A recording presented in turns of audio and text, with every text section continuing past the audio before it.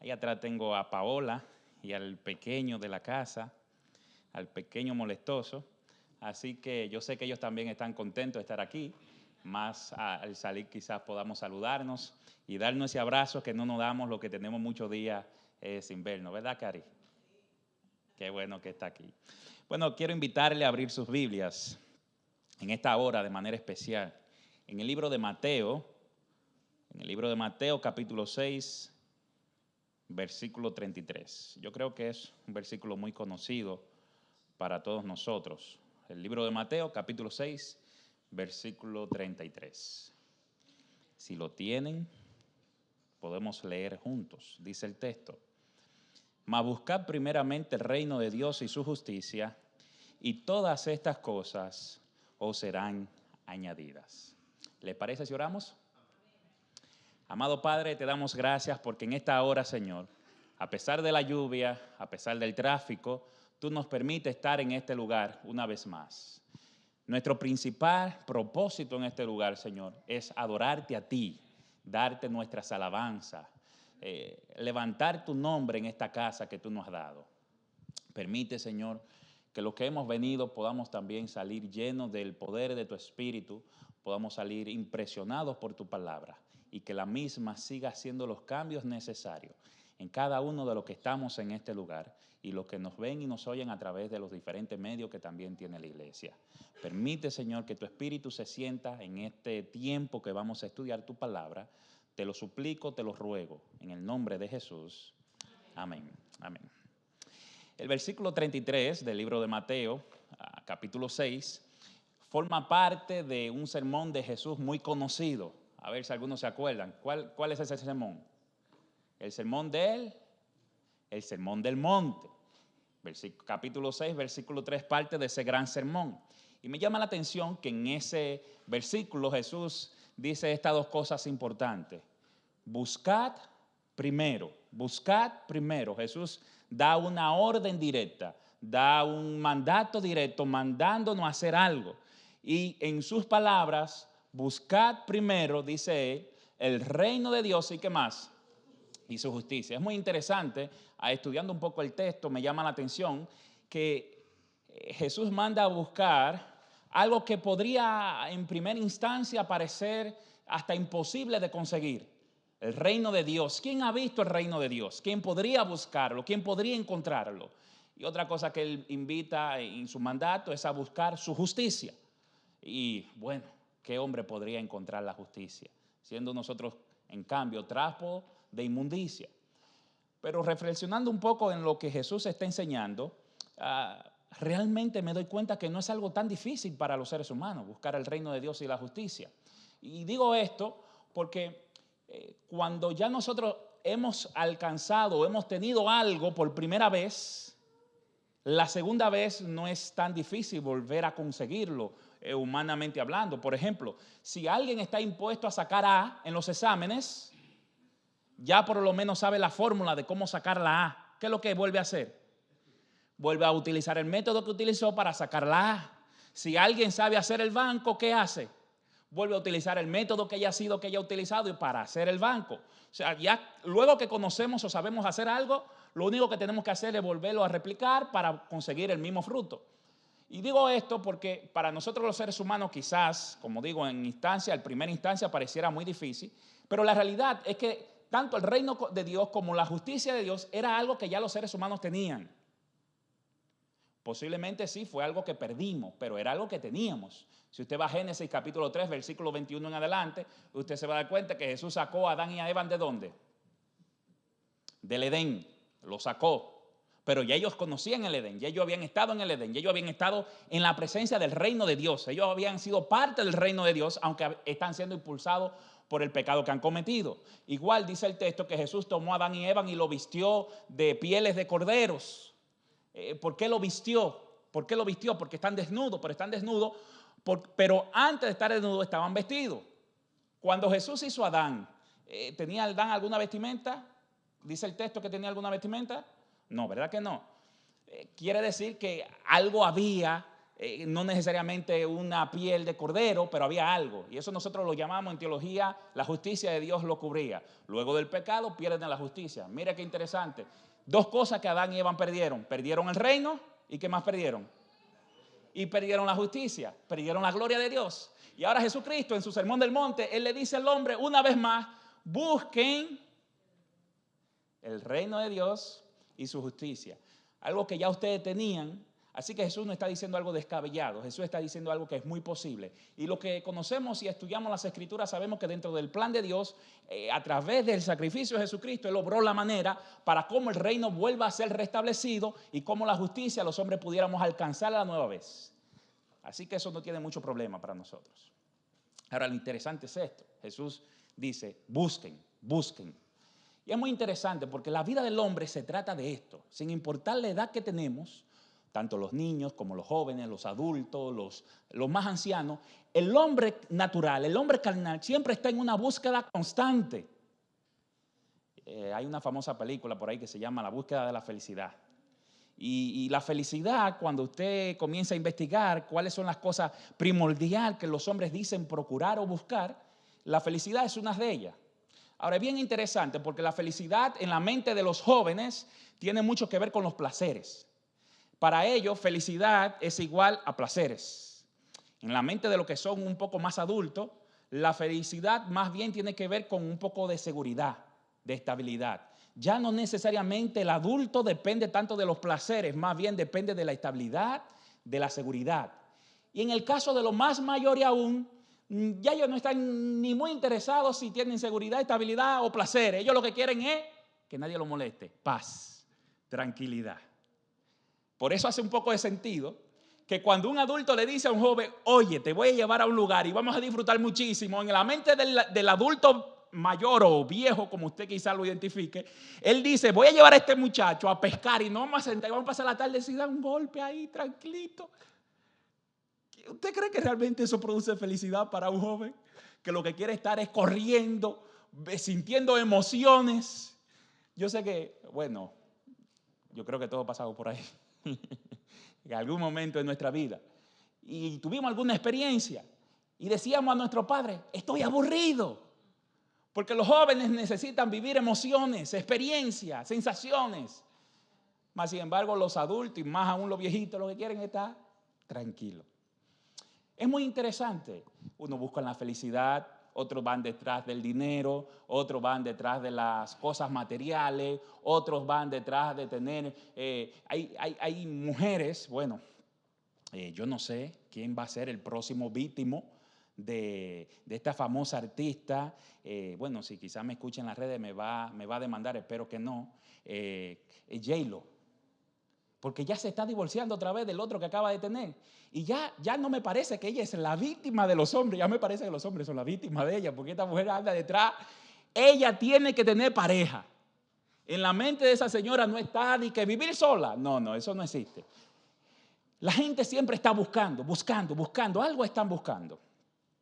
Ahora, la pregunta para nosotros es, ¿y nosotros como cristianos? ¿Dónde está nuestra búsqueda?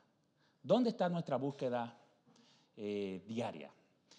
Mire lo que dice el comentario adventista de Ellen G. de White sobre este versículo específicamente. Cuando leí esto me dio un poco de temor. Ella dice, el gran propósito de la existencia de los hombres es que busquen a Dios si de algún modo pudieran hallarle, según Hechos versículo 17, 27.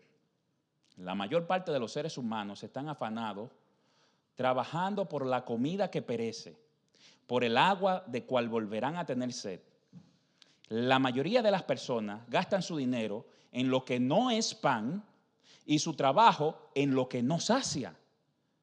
Dice ella, con demasiada frecuencia tendemos a hacer de las cosas materiales el principal propósito de nuestras vidas, con la vana esperanza de que Dios será indulgente con nosotros y que al final de nuestra existencia añadirá la eternidad. Cristo quiere que demos a las cosas más importantes el primer lugar y nos asegura que las cosas de menor importancia y menor valor serán dadas a cada uno de acuerdo a su necesidad. Y la pregunta que yo tengo para nosotros es esta. ¿A cambio de qué? ¿A cambio de qué sacrificamos nuestro tiempo? ¿A cambio de qué sacrificamos nuestro dinero? ¿A cambio de qué sacrificamos nuestras familias? ¿Sacrificamos el tiempo que podemos compartir con nuestros hijos? ¿Será a cambio de lujos, moda, placeres, comodidades materiales? Y si es así, la gran pregunta es, ¿pueden estos llenar la felicidad y dar paz a nuestros corazones? ¿Acaso no hacen eso las personas que divagan por el mundo sin fe y sin esperanza, sin conocimiento de Dios? ¿No hacen ellos eso? Como creyente en Dios, ¿qué nos diferencia de las personas que no creen en Él? ¿Usted se ha puesto a contemplar un poco su vida, su quehacer diario, su quehacer de cada día? ¿Qué tan diferente es realmente nuestra vida con la vida de las personas que ni siquiera conocen a Dios? Si lo pusiéramos en un grado de alguna balanza, ¿cuál sería la diferencia? Yo pienso que, no sé ustedes, pero por lo menos en mi caso, al comparar quizás mi vida con la del vecino, que quizás no tiene mi misma esperanza de que Jesús volverá, de que lo primero debe ser Dios en mi vida, me doy cuenta que el vecino se levanta temprano igual que yo, que el vecino se va al trabajo igual que yo, que a veces llegamos los dos, él un poco más tarde, yo un poco más tarde, que los hijos se van a la escuela, que los hijos... ¿No parece nuestra vida muy similar o tan similar a la vida de los que no conocen a Dios?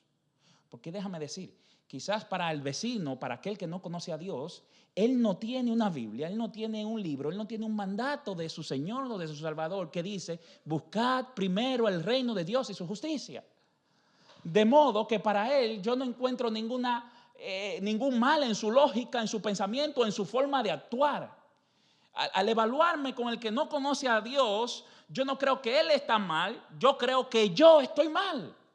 Porque el que tiene el mandato, el que tiene la esperanza, el que tiene el conocimiento, el que tiene la profecía, el que tiene la enseñanza de las Escrituras soy yo, pero más sin embargo yo vivo igual que él como uno que no tiene esperanza.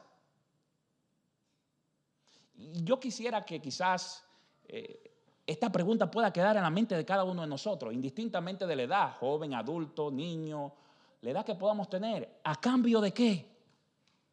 ¿A cambio de qué estoy entregando mi tiempo? ¿A cambio de qué estoy entregando mis energías? ¿A cambio de qué estoy entregando mis tesoros que Dios ha puesto en mi mano? ¿A cambio de qué? Y si la respuesta es positiva, gloria a Dios. Siga haciendo eso que usted está haciendo.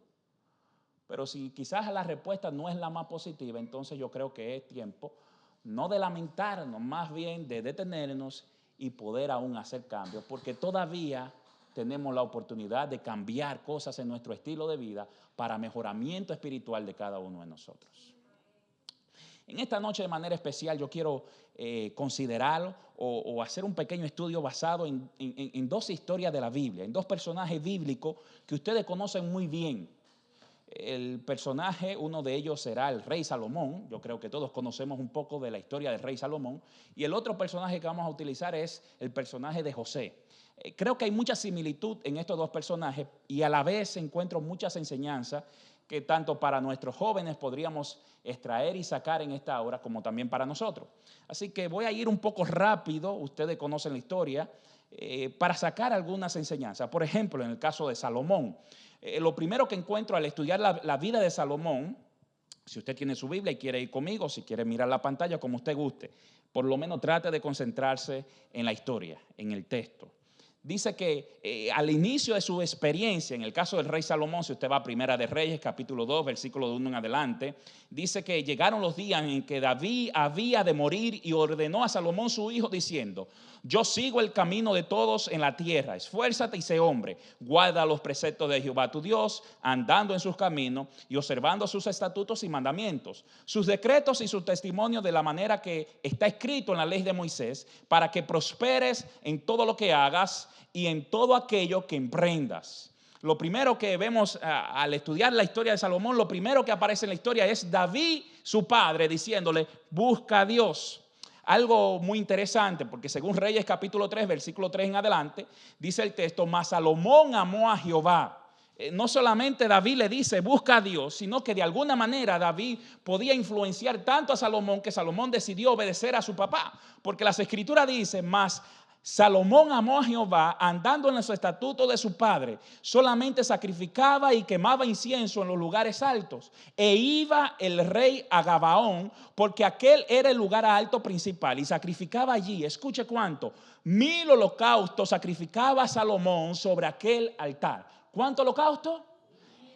A mí me gusta la Sagrada Escritura.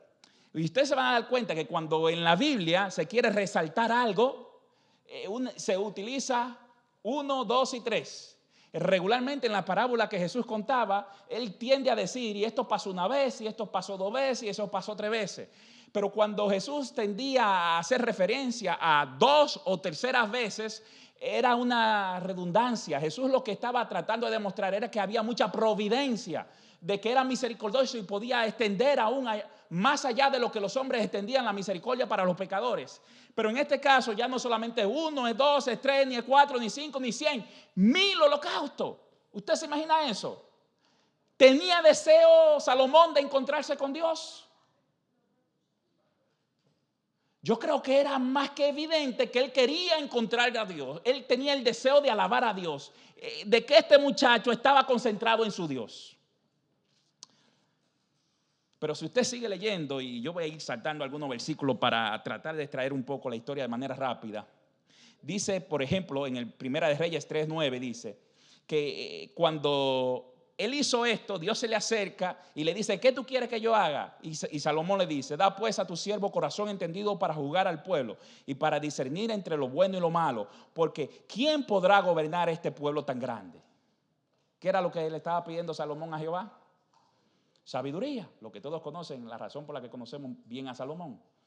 Wow, ¿por qué Salomón no pidió las riquezas o los placeres que regularmente los jóvenes en su edad tienden a buscar?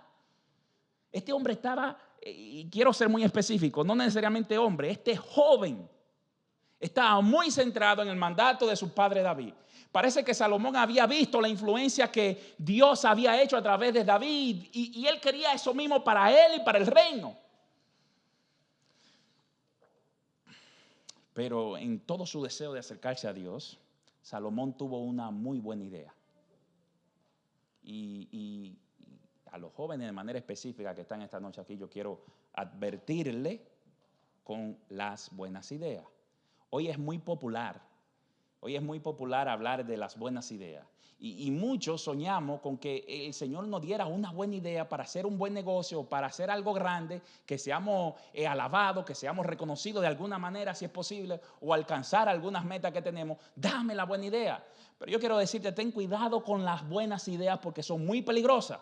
En el contexto de Salomón llegando al reino con toda su juventud, con todo el deseo de echar adelante su reino, Primera de Reyes, capítulo 3, versículo 1 dice, Salomón hizo parentesco con Faraón, rey de Egipto, pues tomó la hija de Faraón y la trajo a la ciudad de David, entre tanto que acababa de edificar su casa y la casa de Jehová y los muros de Jerusalén. Déjeme decirle por qué yo le digo que esto es la gran idea de Salomón. Profetas y Reyes, específicamente en el capítulo 3, llamado El orgullo de la prosperidad, la escritora dice, y Salomón hizo parentesco con Faraón, rey de Egipto, porque tomó la hija de Faraón y la trajo a la ciudad de David. Desde un punto de vista humano, este casamiento, aunque contrariaba las enseñanzas de la ley de Dios, ¿qué pasaba con ese pensamiento?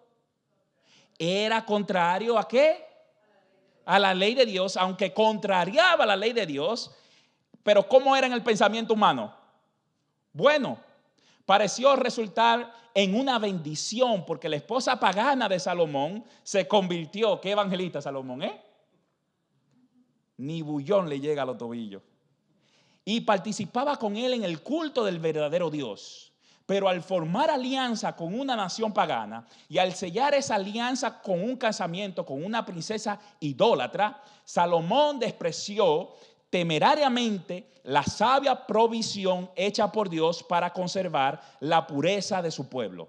Razonaba que las alianzas políticas y comerciales con las naciones circundantes comunicarían a esas naciones un conocimiento del Dios verdadero y contrajo alianzas profanas con una nación tras otra.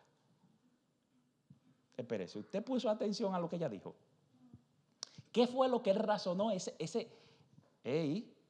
Déjame decirte, el hombre más sabio de la tierra razonó, pensó. ¿Y qué fue lo que pensó el hombre más sabio de la tierra? Que su unión con las mujeres circundantes de una región tras otra, ¿qué iba a hacer? Iba a llevar el conocimiento del Dios verdadero a todas las demás. Te digo que era un evangelista el hombre. Ahí había un compromiso de evangelismo en serio. El gran pensamiento de Salomón es casarse con las muchachas que no son de Israel, que es contrario a la ley de Dios, para llevar el evangelio, para llevar el conocimiento del Dios de Israel a todas las demás naciones. Y usted posiblemente diría, como quizás yo en algún momento, pero eso parece hasta positivo y bueno. Pero el problema que nos muestra las Escrituras es que lo que a los hombres le parecen positivo y bueno, en el plan de la salvación es una porquería. Y discúlpeme la palabra. Porque como resultado a eso, si usted mira el capítulo 11, versículo 1 dice, pero el rey Salomón amó, además de la hija de Faraón, a muchas mujeres extranjeras, a las de Moab, a las de Amón, a las de Edom, a las de Sidón, a las de Eteas.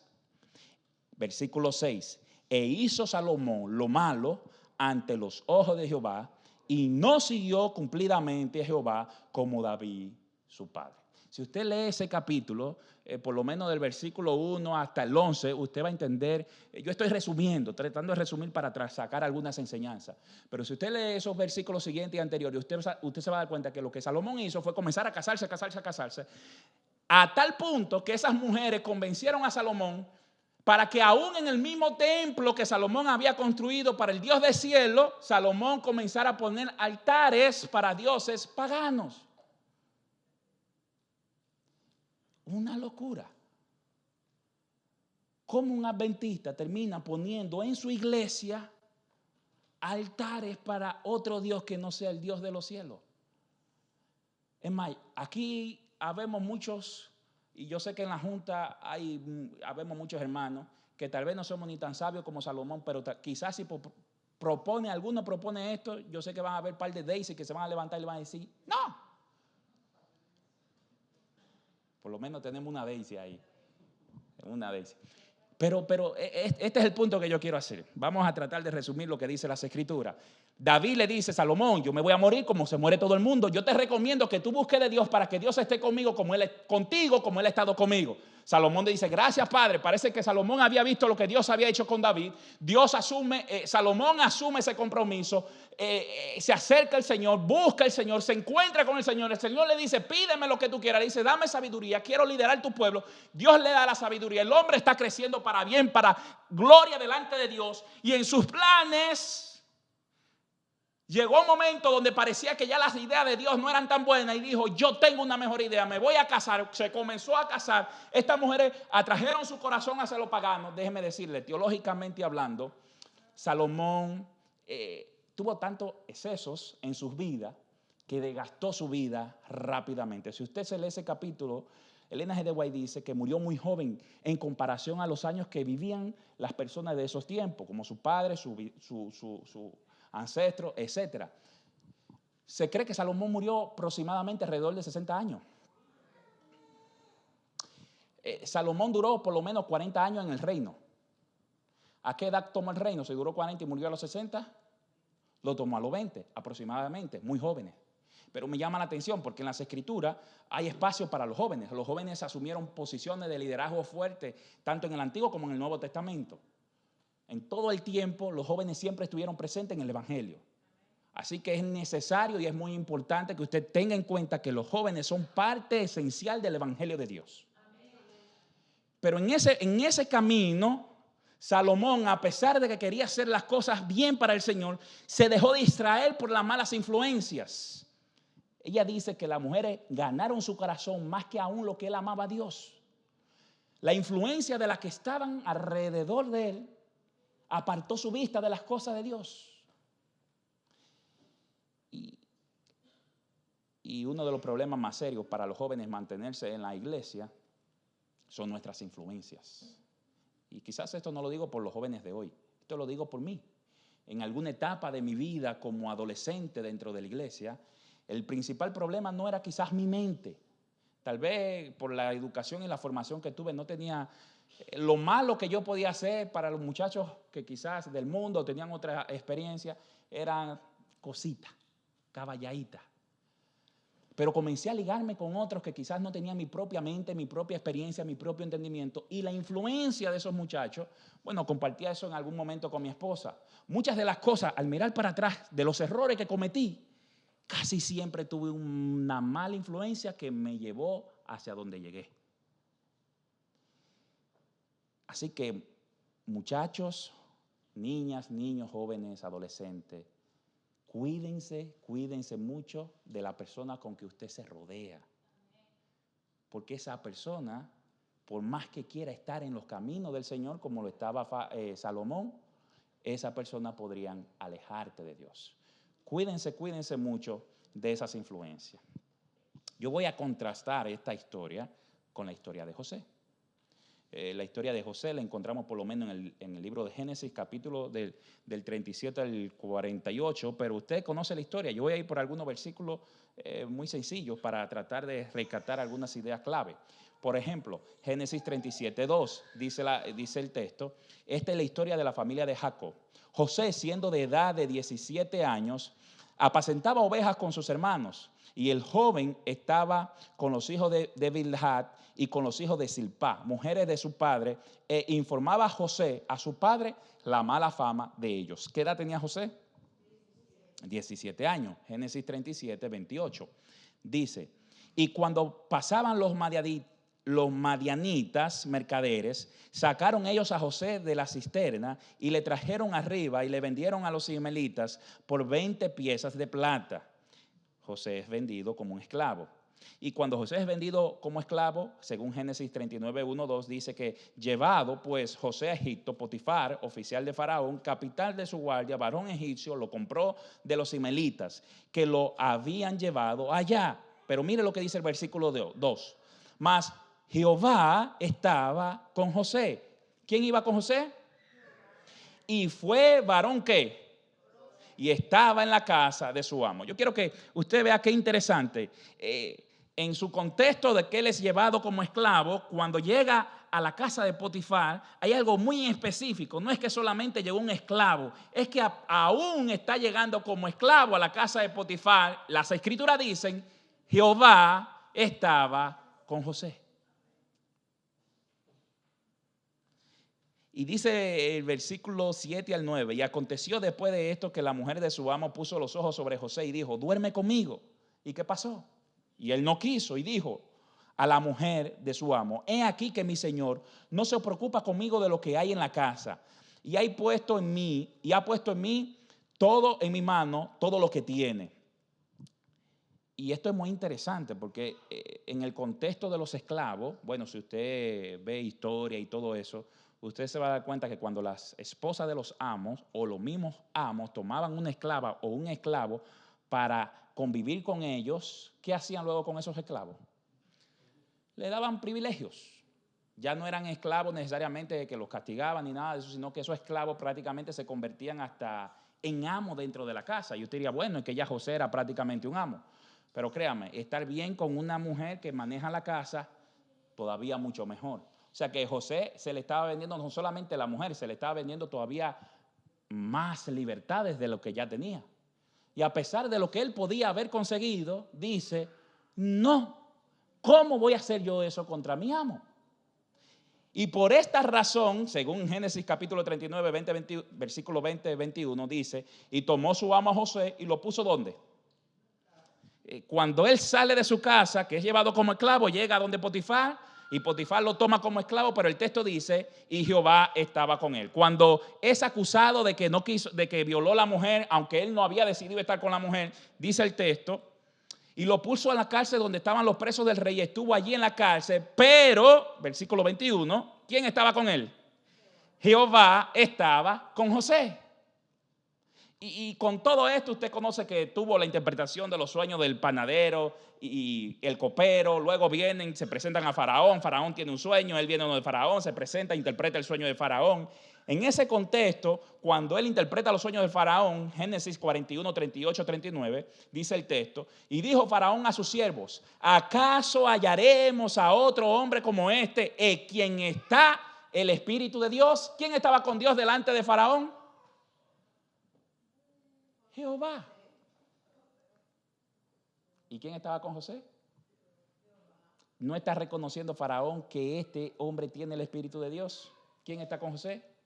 Es interesante porque a pesar de que es un esclavo, es llevado primero a la casa de Potifar, pero Jehová va con él. Es llevado a la cárcel, pero Jehová va con él. Es llevado delante del mismo Faraón, pero Jehová va con él.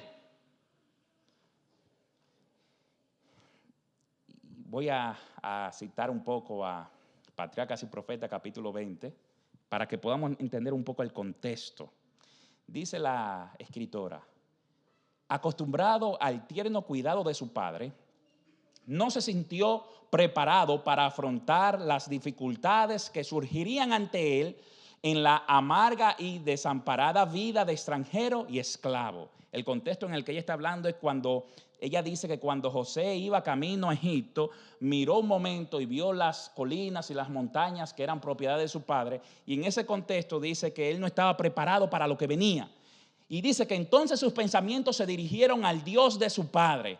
En su niñez se le había enseñado a amarle y temerle. A menudo en la tienda de su padre había escuchado la historia de la visión de Jacob que Jacob había presenciado cuando huyó de la casa desterrado y fugitivo. Se le había hablado de las promesas que el Señor le hizo a Jacob y de cómo se habían cumplido. Como en la hora de necesidad, los ángeles habían venido a instruirle, confortarle, protegerle. Y había comprendido el amor manifestado por Dios al proveer un redentor para los hombres. Ahora, todas estas lecciones preciosas se presentaron vívidamente ante él. Y dice, José creyó que el Dios de su padre sería su Dios. Entonces allí mismo se entregó por completo al Señor y oró para pedir que el guardián de Israel estuviese con él en el país donde iba desterrado. Su alma se conmovió y tomó la alta resolución de mostrarse fiel a Dios y de obrar en cualquier circunstancia como convenía a un súbdito del reino de los cielos. Lo que me presenta las escrituras es que al igual que Salomón, José es educado y formado por su padre para reconocer y amar a Dios.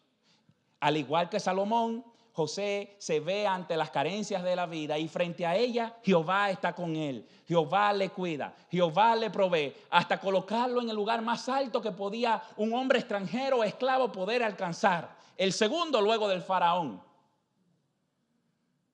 Pero a diferencia de Salomón, a pesar de las dificultades que se le presentan en su vida, la única diferencia que puedo encontrar en estos dos muchachos es que uno dijo, yo voy a ser fiel al Dios de mi padre. Y en todo su camino se mantuvo fiel. El texto que estudiábamos al inicio dice, mas buscad primeramente el reino de Dios y su justicia. Pero el texto no termina. El pastor Arnaldo dice, tiene un apellido. ¿Cuál es el apellido? Y todas las demás cosas, ¿qué pasaría? Serán añadidas. Gloria a Dios. Yo quise traer esta historia para poder ilustrar un poco ese texto. Cómo el que confía en Dios, como el que busca a Dios, como el que le da a Dios el primero en lugar, a pesar de las dificultades en su vida, Dios estaría con él sin importar a la cárcel que le tocara ir. Me llama la atención porque Salomón, teniéndolo todo y estando quizás en una mejor posición, y Dios estando con él, y Dios bendiciéndolo, se desenfoca, se aparta de las instrucciones del Señor, se aparta de lo que Dios había establecido en las Sagradas Escrituras para él. Y en cambio, aunque está pasando adversidades, dice, yo voy a ser fiel al Dios de mi padre Jacob. Yo creo que las enseñanzas son claves. Yo por lo menos traje 3 que voy a compartir brevemente. Primero, la primera enseñanza que al estudiar y comparar las historias llama mucho la atención es que ambos padres estaban muy empeñados en que sus hijos se salven. Ambos padres estaban muy claros de que el bien para Salomón o el bien para José no consistía en lo que pudieran tener o donde pudieran estar. Consistía en que ellos conocieran a Dios, consistía en que ellos buscaran a Dios, consistía en que ellos realmente llegaran a ser amigos de Dios.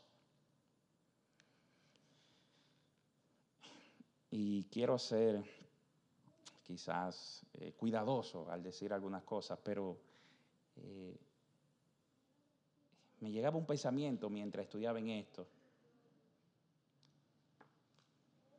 Y es que, ¿cuántos no habemos en la iglesia que quisiéramos eso para nuestros hijos? ¿Cuántos no quisiéramos que nuestros hijos amen y busquen a Dios? ¿Cuántos como padres no hemos hecho lo mismo que quizás estos dos, David o Jacob, instruir a nuestros hijos? Y al final, cuando los hijos llegan a la edad de tomar las decisiones, vemos que la decisión va en un lado totalmente opuesto al lado que es el que quisiéramos que ellos siguieran.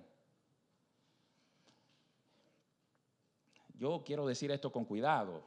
Yo creo que el problema consta en cuán cristianos verdaderamente somos los padres. No tiene que ver en cuán perfectos seamos, no se confunda. Que si imperfección pudiéramos hablar, yo creo que no hay otro más que David. ¿Usted no cree? Pero hay algo en David que Salomón no deja que Salomón tiene que percibir. A pesar de todos sus errores y todos sus fracasos, Salomón vio que David era amigo de Dios.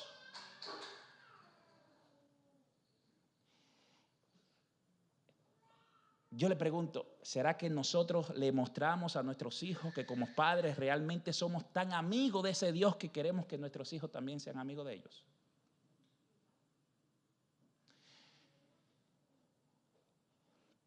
¿O será que creemos que con traerlo los sábados simplemente o a la escuela sabática ya tenemos el pase pago para que ellos ya... Algo sí es claro. Que para que estos dos muchachos tomaran la decisión de ser amigos de Dios, antes de ellos debió haber un padre que era amigo de Dios. De manera que el principio es clave. Mostrarle a Dios a nuestros hijos no tiene que ver con nosotros querer darle a Dios. Tiene que ver con nuestra relación personal con Dios. Y cuando ellos vean la relación que nosotros como padres tenemos con Dios, entonces créame, ellos van a desear esa relación con Dios. El pastor Arnaldo predicaba la semana pasada en la iglesia de nosotros y decía que la iglesia hizo una encuesta para descubrir cuál era la razón principal por la que los jóvenes se han ido de la iglesia. Y él decía, yo no lo he leído, pero él decía, el 82% de los muchachos encuestados dijeron, yo me fui de la iglesia porque mi papá en la iglesia era una cosa y en mi casa era otra. Escuche. El 82%, que no fueron 2 gatos, fueron muchos. La conferencia se puso empeño en hacer esta encuesta porque uno de los problemas más serios que tiene la iglesia adventista es que cuando los muchachos de la iglesia adventista llegan a la edad de jóvenes, tienden a irse de la iglesia. Regularmente, entre el primer año hasta por lo menos los 17, 18 años, usted va a notar que la iglesia mantiene a sus muchachos. Pero de los 17, 16, 18, dependiendo de donde estén, en adelante, por lo menos hasta los 30, 33 y 35, los muchachos se van de la iglesia. Y la razón principal que ellos dijeron que se iban de la iglesia no era porque la iglesia hacía cultos malos, no era porque la iglesia tenía una mala adoración como nosotros nos creemos a veces en la junta, no era porque el departamento de jóvenes no hacía nada, era porque ellos decían, mi papá es una cosa en la iglesia y otra cosa en mi casa. ¿Cuánto nos gustaría que nuestros hijos pudiesen decir como Salomón, o el texto pudiera decir de ellos, y amó Darionel, y amó fulano, y amó Perencejo, tanto a Dios? ¿Cuántos padres no quisiéramos escuchar eso? Pero para eso, no es decirle a mi hijo, ama a Dios, es yo demostrarle que yo amo a Dios.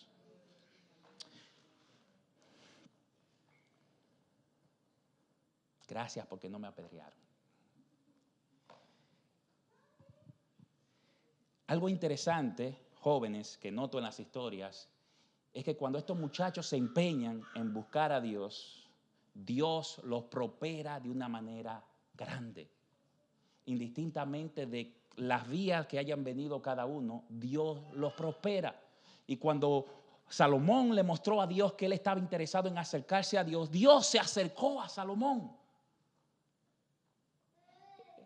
A veces nosotros creemos que el buscar a Dios, eso es lo que yo hago cuando yo vengo el miércoles, el viernes o el sábado. Lo que tú haces viniendo el miércoles, el viernes y el sábado es una respuesta a lo que Dios hizo por ti en la cruz del Calvario. Tú no vienes a la iglesia para encontrarte con Dios. Tú vienes a la iglesia porque Dios se ha pasado una vida buscándote. Hizo un plan para tenerte aquí miércoles, viernes o sábado. Y en cualquier lugar que tú estés. No siempre parece fácil el camino de buscar a Dios. No siempre parece el mejor el camino de buscar a Dios. ¿Cuántos años tenía José cuando lo llevaron como esclavo? Cuando usted va al capítulo 41, usted se va a dar cuenta que José tenía 30 años cuando asumió el cargo. ¿Qué tiempo pasó de 17 a 30? O sea que, óyeme, él no solamente pasó 4 años de licenciatura, o 2 años o 3 de maestría. Salomón se tiró la licenciatura, la maestría, un doctorado y ya estaba en camino de otro, en esclavitud. Y a veces usted le dice a los hijos, por lo menos ya ni siquiera pedimos licenciaturas.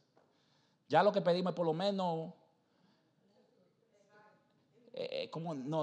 lo que hacen en los colegios regularmente, algo técnico, por lo menos ante un técnico ahí de año y medio, por lo menos algo técnico, para que tú hagas algo en la vida.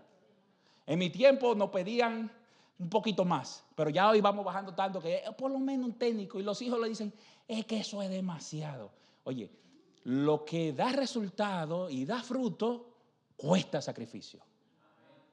Es posible que tú lleves 5 años, 10 años, 13 años, 14 años, 15 años en la iglesia y tú digas, bueno, yo nunca he sentido ni siquiera a Dios. Déjame decirte, espera un poco más porque sin duda lo sentirás. Aquí hay gente de 50 años y sin lugar a dudas Dios se ha revelado en la vida de ellos. Por lo menos en mi experiencia personal, cuando tuve conciencia de que venía a la iglesia desde que nací, por lo menos hasta los 21 años, en algún momento a mis 21 años yo dije, wow, yo voy a la iglesia, he ido a la iglesia por 21 años y yo ni siento a Dios. Y Dios nunca me habla. Y a los pastores les encanta venir al púlpito a decir que cada noche Dios le habló y dice, no, pero tú tienes que tener conexión directa con ese. Lo que yo sí tengo por testimonio es que a pesar de los 21 años, Dios me ha hablado. No me ha hablado tanto como aquello que le habla toda la noche, pero he experimentado y he sentido a Dios en mi vida como una experiencia real. No te dejes desanimar por el tiempo, por la espera, por el costo que tenga el proceso de acercarte a Dios. Sin duda, búscale y Él te bendecirá con sus grandes recompensas. Y por último, para que por lo menos dejar descansar ya a la gente de la tecnología, por último, ten mucho cuidado de quién te estás juntando, con quién te estás asociando. Yo diría, no escucha a las mujeres, que ni a José ni a Salomón le fue bien escuchando a las mujeres. Qué casualidad que las dos de la historia son mujeres, que las mujeres corrompieron el corazón de Salomón y una que tentó a José era mujer. Yo no quiero decir nada malo de las mujeres. El problema de esas mujeres era que no conocían al Dios verdadero. Porque las que sí conocen al Dios verdadero en las Sagradas Escrituras hicieron que los hombres vieran a Dios.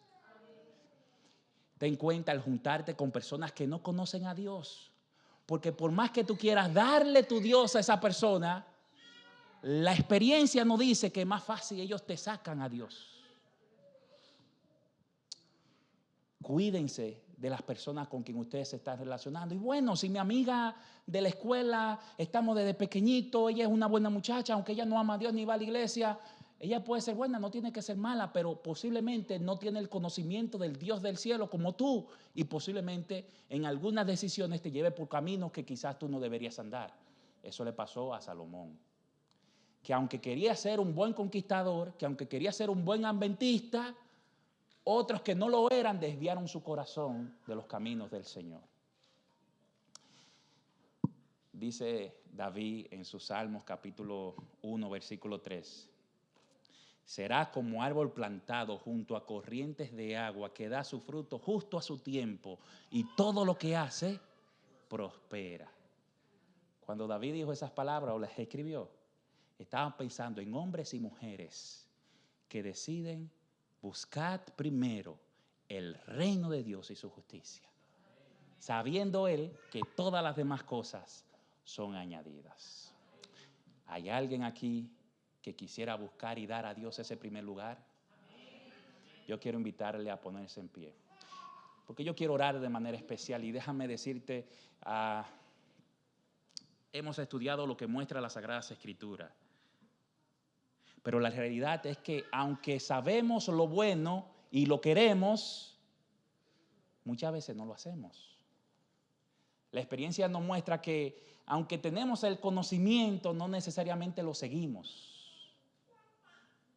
Y si quizás en nuestro caminar, ya seas joven, adulto, niño, pequeño, te has desviado del propósito principal, que es dar a Dios el primer lugar en tu vida, en esta hora yo quiero orar para que el Señor nos recuerde, para que el Señor cada día de aquí en adelante ponga en nuestra mente y en nuestros corazones dar a Él siempre ese primer lugar que solo Él merece.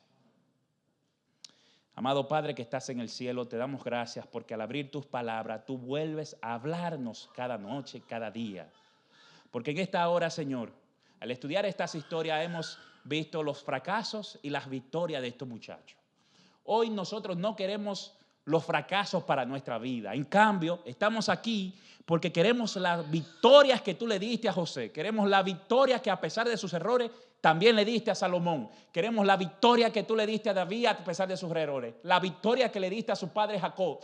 Queremos esa victoria para nosotros los padres y también para nuestros hijos. Gracias por recordarnos en ese hermoso sermón del monte que lo primero que debe estar en nuestra búsqueda, que lo primero que debe estar en nuestra vida eres tú, tu reino y tu presencia. Permite, Señor, que esto sea una realidad en nuestra vida. Pero de manera especial, Señor, quiero orarte por los padres aquí representados y que nos pueden ver a través de los medios. Que si quizás no hemos dado el buen ejemplo a nuestros hijos, si quizás no le hemos mostrado que el Dios verdadero y yo realmente somos amigos, de hoy en adelante, Señor, queremos ser tus amigos para que también nuestros hijos quieran ser tus amigos.